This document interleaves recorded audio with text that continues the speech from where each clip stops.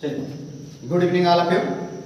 आज हम लोग जानेंगे निर्देशांक ज्यामिति के बारे में। ठीक है, निर्देशांक ज्यामिति किसे कहते हैं। ठीक है, तो निर्देश देखिए, इसका निर्देशांक का संधि विच्छेद क्या होता है? निर्देश धन अंक। निर्देश धन अंक मतलब कि जो, और ज्यामिति का मतलब होता है आकृति। जो आकृति निर्देशों के द्वारा अंकित की जाती है। ठीक है, जो आकृति निर्देशों के द्वारा अंकित की जाती है उसे हम कहते हैं निर्देशांक ज्यामिति।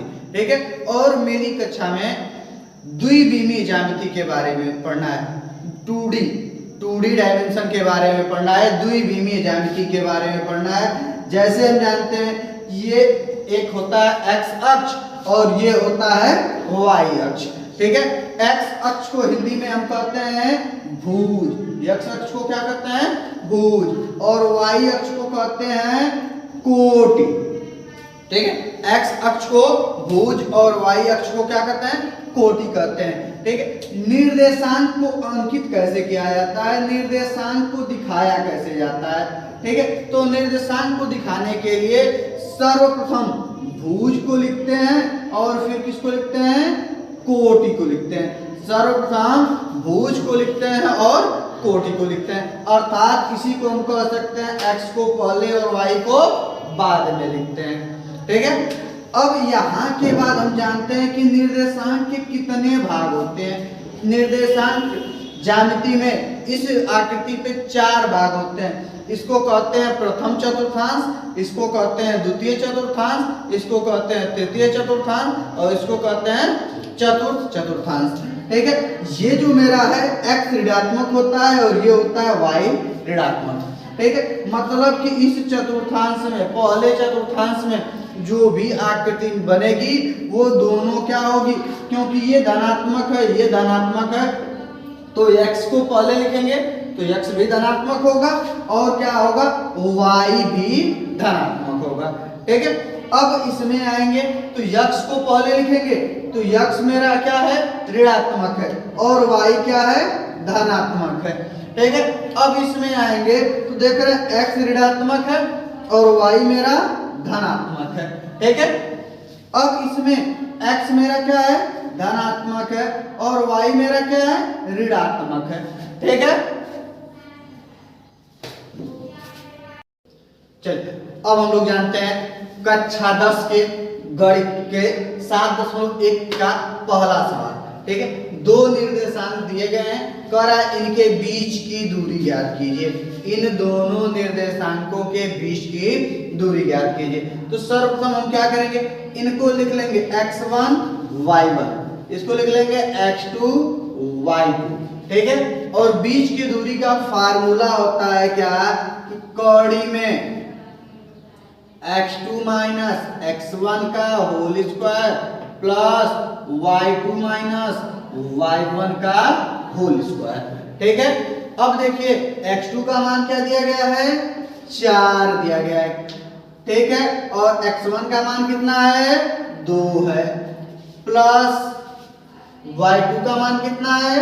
1 है, y1 का कितना है? 3 है। ठीक है, अब यहां से 4 से 2 घटेगा, 2 बचेगा, तो 2 का स्क्वायर प्लस यहां से क्या बचेगा मेरा? 1 घटेगा 3 से। ठीक है, तो -2 का स्क्वायर। ठीक है, अब स्क्वायर करेंगे तो 2 दूनी 4 और ये भी स्क्वायर होगा। माइनस का स्क्वायर हमेशा प्लस होता है, तो 2 दूनी 4। ये हो जाएगा मेरा कौड़ी में 8 और 8 का वर्गमूल होता है 2 कौड़ी में 2। ठीक है, ये मेरा हो जाएगा क्या? इसका आंसर। चलिए अब हम लोग पढ़ते हैं किसका? कक्षा 10 के 7.1 के पहले प्रश्न का दूसरा सवाल। ठीक है, अभी दिया गया है मेरा -5 7 और दिया गया है -1 3 के बीच की दूरी ज्ञात करने के लिए।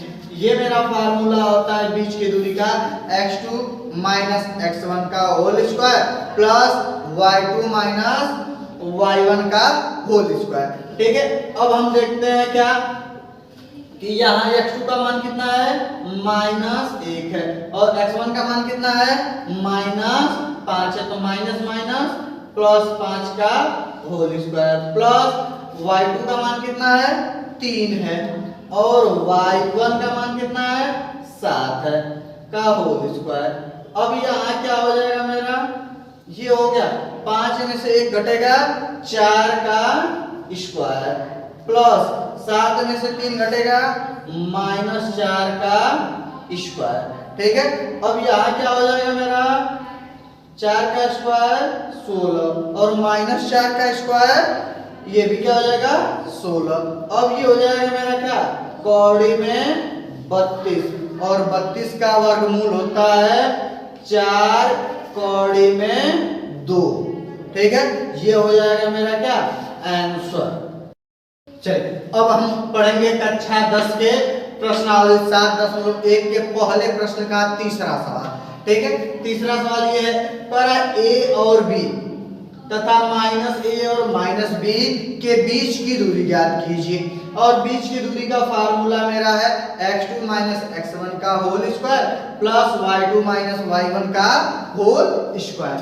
अब यहाँ मेरा x2 क्या है -1 है, x1 क्या है a है, तो ये हो जाएगा a स्क्वायर प्लस y2 क्या है -b है, y1 क्या है b है। ठीक है, तो अब क्या हो जाएगा मेरा देख रहे हैं, तो ये पहले तो दोनों कोष्टक के अंदर माइनस है, उन दोनों को क्या कर लेंगे जोड़ लेंगे, माइनस के साथ माइनस जुड़ता है और बड़े का चिन्ह लगता है, तो ये हो जाएगा -2a का स्क्वायर प्लस -2b का होल स्क्वायर। ठीक है, अब इसका स्क्वायर करेंगे 4a का स्क्वायर प्लस 4b का स्क्वायर। ठीक है, यहाँ से 4 कॉमन मिल जाएगा, तो 4 कॉमन हो जाएगा तो क्या बचेगा a square plus b square. 4 का वर्गमूल मिलेगा और इसका वर्गमूल नहीं मिलेगा, इसलिए नहीं मिलेगा कि इन दोनों में योगफल है।